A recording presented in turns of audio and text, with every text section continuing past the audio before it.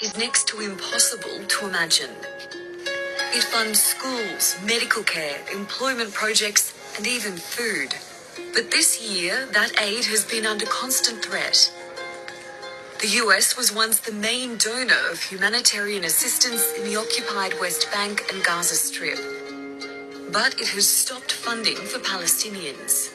Reports suggest it could be about to withdraw its last government presence, which handles aid for the territories. USAID and other American agencies have allocated about $4.7 billion in funding to Gaza and the West Bank since 2001. Those funds have gone towards projects like access to clean water for 1 million Palestinians.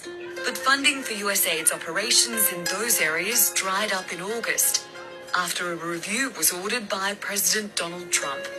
Money that was allocated to those areas has been redirected to projects elsewhere. The Israeli news outlet Haaretz says the USAID office will let go of half of its staff in the West Bank and Gaza in the coming weeks and shut down entirely next year.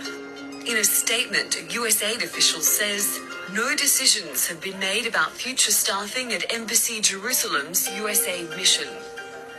This comes on the back of the US pulling out as the major donor of UNRWA this year.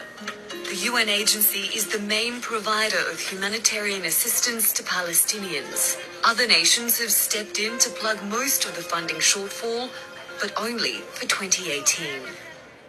President Trump has made it clear US funds for Gaza and the West Bank are subject to the Palestinian leadership taking part in peace negotiations.